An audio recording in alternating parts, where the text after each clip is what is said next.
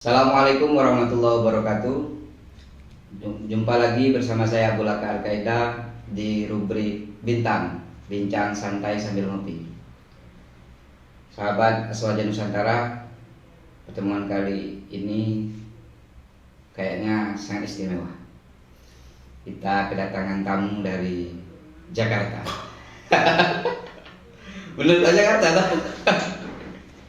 Host kondang yang membawa acara talk show yang saya pikir anak-anak muda di kalangan NU sangat populer lah ya. Peci dan kopi, Ahmad Rozali. Ya. Kalau nggak ada kita tepuk tangan sendiri. Apa ini? Saya ngundang sahabat kan kayak ketua kita juga ya. Oke, Kang Rozali, apa kabar bro? Alhamdulillah sehat. Sehat ya? Sehat. Lancar ya di perjalanannya? Lancar begitu saya dapat undangan yang sangat istimewa, saya langsung meluncur Pak. Waduh, semua pekerjaan ditinggalkan untuk masuk channel ini. Ampun. Saya tidak menyangka ini. Pak Abu sehat Pak Abu? Alhamdulillah sehat. Nama beken siapa? Nama bekennya?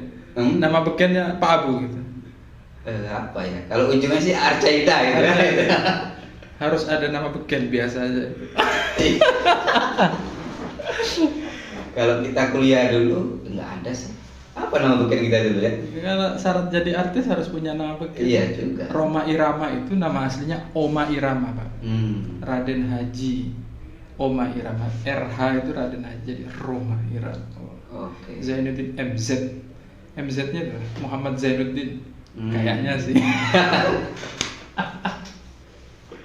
Ya dulu kita enggak sih. Biasanya kalau nulis dulu cuman akhir aja ditambah dulu saya Abu Laka SY gitu apa gitu kan. Kalau sekarang lebih ke Arcaida gitu kan.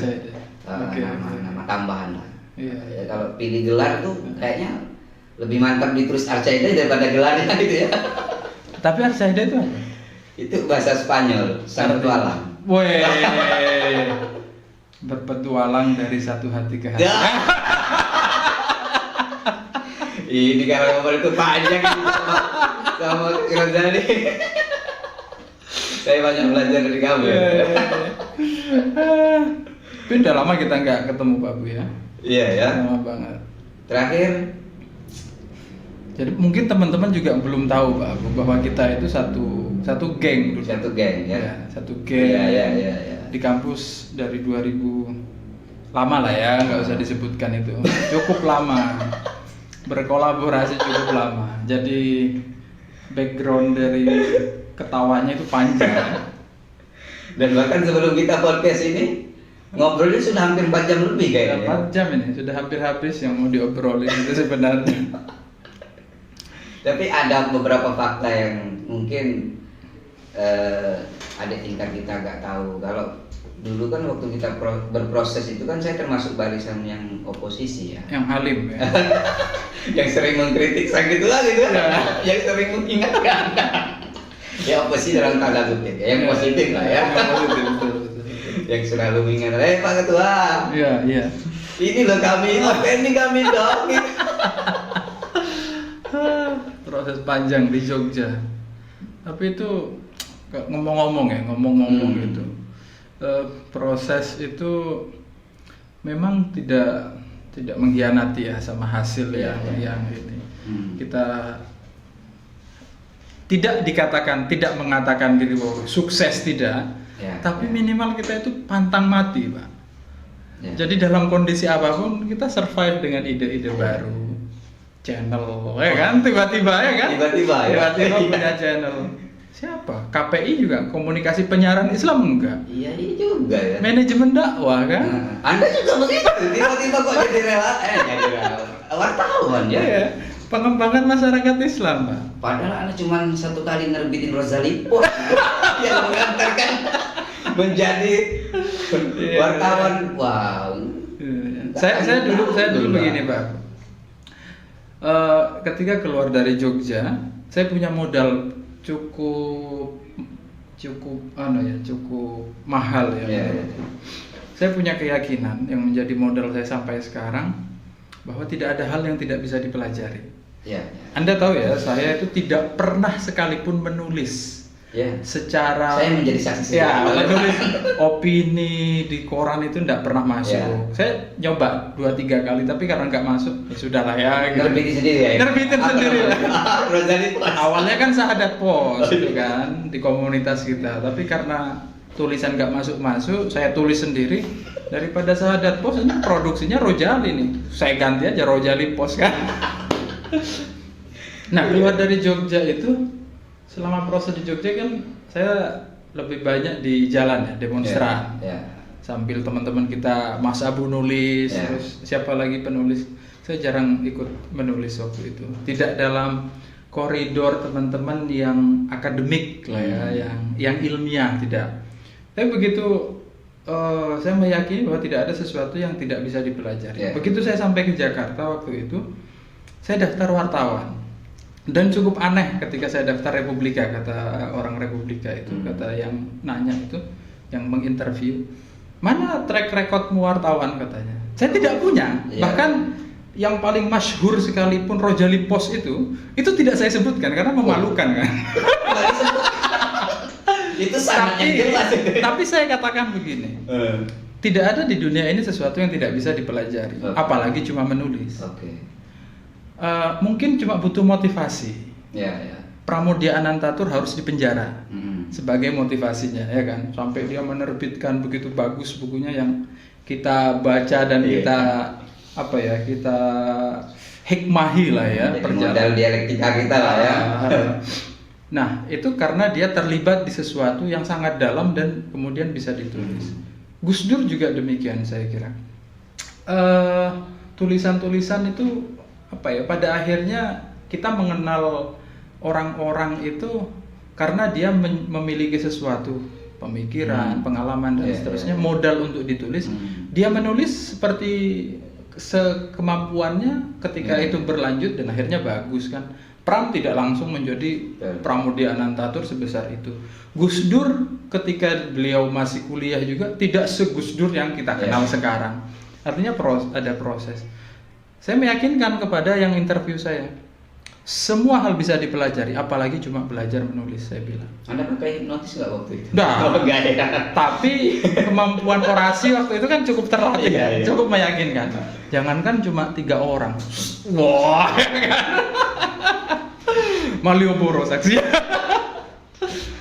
Nah, berdasarkan modal itu saya kemudian masuk di situ dan saya challenge kalau saya tidak bisa catch up sama teman-teman yang punya background lembaga pers ketika mahasiswa selama 3 bulan, kalau saya tidak bisa catch up, nyusul ketertinggalan, saya akan keluar, kata bilang gitu. Dapat rubrik apa pertama kali? Kalau carep itu biasanya kota-kota dulu. Tapi waktu itu saya minta kita kan dilatih kan dulu ya. Waktu carep itu ada pelatihan sebulan dulu. Terus alhamdulillah saya dapat guru yang paling galak lah ya, yang paling yang kalau tulisannya itu sampah ini gitu lah. Ada namanya Subroto di Republika itu legend lah di sana dan saya berterima kasih sama dia. Nah itu saya alami dan bulan ketiga sepertinya sudah ini. Cuman kan karena kita aktivis ya kita lebih mudah menganalisa sesuatu. Menulis ini kan satu hal. Tapi banyak juga teman-teman yang bisa nulis cuman dia tidak punya kemampuan wawancara yang bagus, tidak punya keberanian masuk ke pusaran konflik misalnya. Yang itu kita punya. Karena kita aktivis. Nah, akhirnya bisa dipelajari, Pak. Teman-teman yang sebelumnya nulis tidak jadi wartawan. Ya itu. Makanya ini sahabat saja jadi wartawan. Ada fakta yang menarik. Ya termasuk kami ini dulu satu geng dan beberapa teman kita itu aktif di jurnalistik gitu kan. Dan ya termasuk orang saya yang aktif ya waktu itu di Retor ya. Di Retor. Nah, terus saya daftar Retor aja ditolak dulu Pak. Sahadat Pos kan. Kita belajar di Sahadat Pos nulis 1 paragraf, diedit jadi 1 paragraf. Iya, ada salah satu teman kita cewek itu kan. Tulisannya habis semua. Besoknya nggak berangkat ya. 1 paragraf menjadi 1 kalimat itu. Ya, betul. Ya itu pada akhirnya, nah maksudku kalau kita tarik ke sekarang, ke generasi sekarang, masih ada nggak maksudku betul-betul generasi sekarang meyakini bahwa proses itu kan sangat penting. Artinya kan kita kan begitu yakin misal hari ini apa yang kita dapat itu kan hasil dari proses kita kan. Dan kita kan nggak tahu. Misalkan kami yang bergelut di jurnalistik hari ini tidak di bidang jurnalistik. Dan Kang Rozali yang dulu tidak bergelut di sana, yang kemudian hari ini menjadi host kondang dan juga menjadi wartawan di media profesional di ya skala nasional gitu ya. Nah kalau kita potret ke sekarang, generasi masih meyakini proses nggak sih kira-kira? Saya kira tantangannya hari ini Mas lebih berat ya, karena media sosial itu menjadi distraksi yang luar biasa terhadap kebenaran. Kan kalau jurnalistik itu kebenaran itu terverifikasi dengan kita masuk wartawan itu yang ditulis harus fakta, harus ada referensinya. Sumber berita itu ada 3, observasi, wawancara, sama riset misalnya. Ada 3 itu. Menulis sekarang informasi yang banyak melalui media sosial ditulis oleh orang yang tidak belajar sumber data dan tidak belajar jurnalistik. Kadang-kadang yang disampaikan juga bohong dan dibohongkan untuk tujuan tertentu. Di situ kayaknya era-era sekarang teman-teman lebih terdistraksi untuk mencari kebenaran, dan saya pikir ketika banyak distraksi begitu secara otomatis dia itu akan ter-challenge untuk menemukan kebenaran yang mungkin menurutku positively dia akan lebih observatif daripada generasi kita. Kita dulu ketika memahami kita punya satu buku yang kita baca akan kita yakini kebenarannya. Karena kita hampir jarang sekali menemukan pembanding, informasi pembanding. Dulu informasi mudah, dulu informasi kalau sudah bilang dari Jakarta, wah kita sudah percaya Pak. Padahal sekarang Jakarta bisa kita video call, ya kan? Pak Jokowi bisa kita lihat siaran. Saya jadi ingat waktu kita diskusi, ada salah satu teman kita bilang referensi nama toko siapa, ternyata itu pelatih sepak bola yang kita konfirmasi gitu ya. Kalau sekarang kan enak konfirmasinya. Tinggal googling kan. Tinggal googling di Yahoo. Ya, itu Pak Bu. Baru kemudian, nah cerita tentang channel itu juga berangkat dari ini. Berangkat dari kebetulan sekarang waktu setelah di Wartawan Republika saya bergabung dengan Wahid Foundation. Lalu kemudian lalu kemudian saya di NU Online dan sekarang di TV NU. Di TV NU itu kita mengembangkan talk show. Talk show itu modalnya itu modal kemampuan jurnalistik sebenarnya. Memang awalnya ketika belum pernah berhadapan dengan kamera kan lumayan lah ya, lumayan. Butuh 10 kali lah tampil untuk beradaptasi. Betul. Tapi kita sudah punya kemampuan untuk wawancara, untuk menulis secara sistematis pertanyaan-pertanyaan yang akan disampaikan. Ini tahapan apa dulu, baru kemudian isinya apa, konklusinya bagaimana. Dan kita bisa mencari informasi pembanding, tidak menerima informasi begitu saja. Jadi kalau wartawan itu kan prinsipnya bukan bertanya sebenarnya kepada narasumber itu, tapi mengonfirmasi. Benar nggak begini? Jadi bukan, tidak boleh seorang wartawan itu nanya, Bapak benar benar Bapak korupsi? Ya, itu kan nggak mungkin dijawab sama si koruptor. Pasti dia harus punya data kuat. Bapak waktu itu mengeluarkan uang sekian kepada ini atau begini, itu Bapak apa pertanggungjawabannya? Jadi kita sudah punya data. Nah, pengetahuan itu yang saya punya, itu yang saya konfirmasi, yang saya convert kemudian menjadi model untuk talk show. Sebenarnya kan sama ya, kayak kita wawancara aja. Cuma bedanya ada lampunya, ada kameranya aja. Ya kan? Kayak terkesan profesional gitu ya. Ya gitu-gitu aja lah. Tapi pada akhirnya berkembang dan sekarang banyak. Kebetulan juga waktu itu channel Peci Kopi itu dapat momentum. Jadi sebelumnya 164 channel awalnya. Dapat momentum pertama itu adalah momentum ketika berhasil mewawancarai Ali Imron. Ya, Ali Imron Bom Bali itu. Jadi viral itu. Viral. Viralnya itu karena diangkut sama Mak Lambe Turah. Itu naik, lalu kemudian diangkut sama Pak Ganjar Pranowo. Habis itu followernya Pak Ganjar juga besar sekali. Lalu kemudian setelah itu momen yang kedua adalah buku Menjerat Gus Dur. Yang penulisnya Firdi, yang menemukan dokumen di kantor Golkar tentang upaya pelengseran Gus Dur. Itu cukup viral juga dan membuat channel itu cukup rame akhirnya. Tapi pada prinsipnya memang kata kuncinya konsistensi, Pak. Konsisten. Momentum itu kan datang, kita tidak tahu kapan datangnya. Kayak jodoh lah ya. Tapi harus dijemput tetap harus dijemput. Kita berusaha, tapi kita tidak tahu yang mana yang akan rame kan. Yang benar-benar jadi jodohnya nggak tahu yang mana. Ada beberapa yang sampai sekarang tidak menemukan, tapi tidak boleh putus asa. Tidak boleh putus. Kira-kira gitu. Jadi dapat momentum, terus dapat momentum. Akhirnya terbangun kepercayaan sama orang, lalu kemudian bisa bekerja sama dan seterusnya.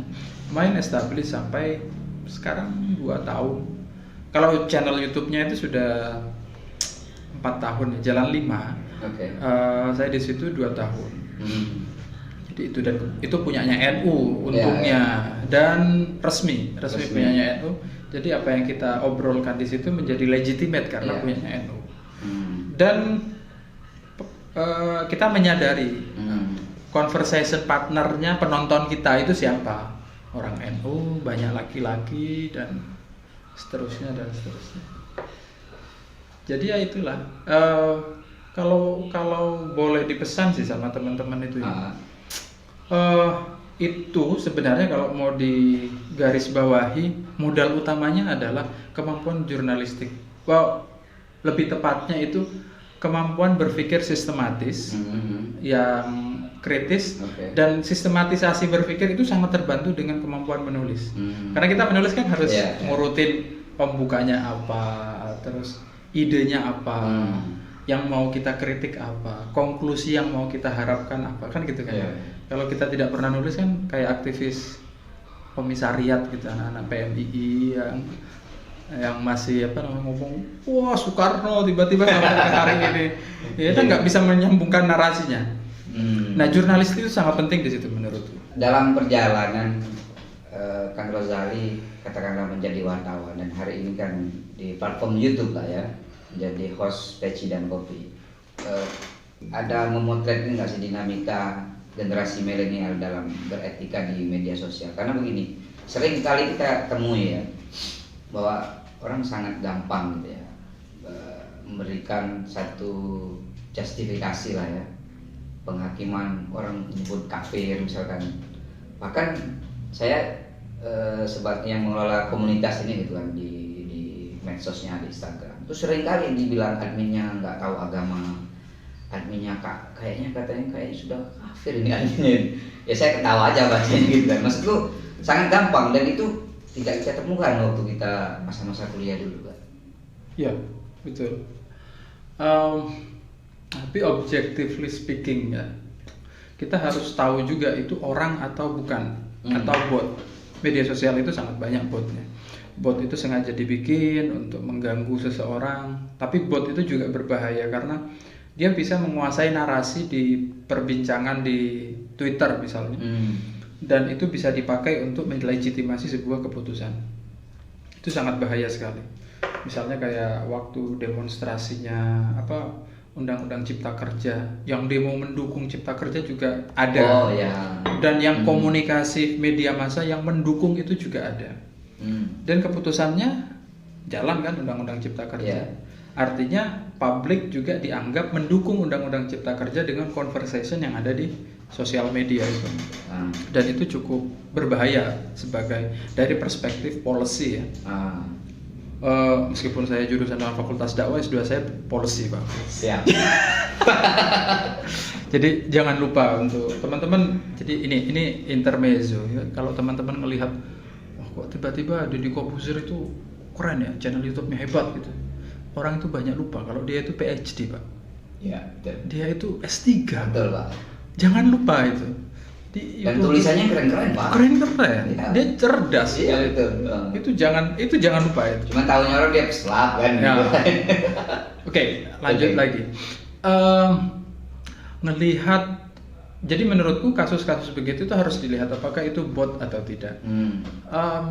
Itu memang banyak karena di dunia nyata juga banyak ya memang. Yeah.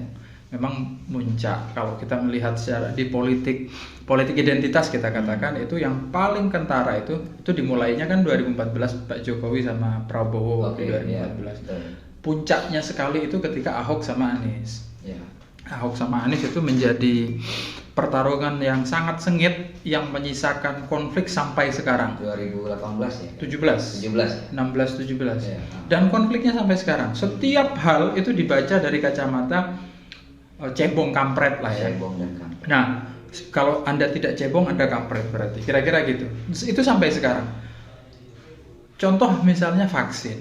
Udah narasi itu melawan agama, misalnya takut COVID kok nggak takut Tuhan misalnya gitu.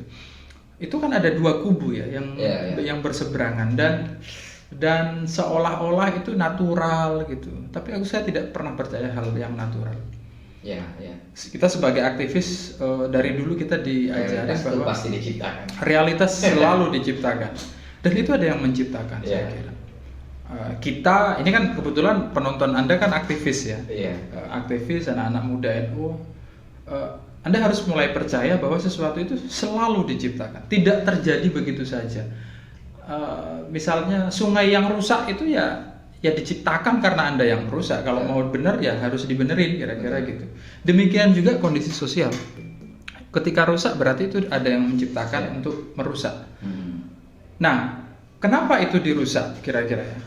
Ada kepentingan kepentingan politik, orang menggerakkan atas nama agama itu lebih murah, menggerakkan pemilu dengan menabur kebencian itu lebih mudah daripada membangun kesadaran. Membangun kesadaran itu butuh pendidikan, butuh bangun materi banyak sekali, kesadaran tentang perekonomian, kesadaran membaca, kesadaran cuci tangan aja kita butuh COVID Pak. Untuk sadar cuci tangan itu. Contoh misalnya kalau ini kan di Jogja kita ya. Di Jogja itu yang paling menarik buat saya itu adalah fenomena orang yang suka baca koran pagi-pagi. Orang tukang becak itu baca koran. Di perkampungan ada tempat koran, KR di situ dibaca dan seterusnya ya. Itu fenomena itu kan tidak terjadi begitu saja hanya karena Jogja itu kerajaan, banyak tempat kerajaan yang tidak ada iklim begitunya. Tapi ada politik yang mendorong ke situ, ada keinginan untuk mendorong ke situ, ada anggaran yang dialokasikan ke situ. Dan itu tercipta akhirnya. Dan di tempat-tempat lain di luar Jogja saya kira nggak ada orang pagi-pagi duduk-duduk di becaknya baca koran, itu nggak ada. Membaca koran di Jakarta itu pekerjaan elit. Dan itu tidak dilakukan oleh tukang becak atau tukang sopir angkot misalnya, itu tidak dilakukan. Di Jogja dilakukan oleh tukang becak. Bahkan saya yang lulus S2 saja malu rasanya. Lihat tadi sampai Jogja kemarin, terus kemudian keliling tadi pagi melihat orang baca koran itu malu Pak.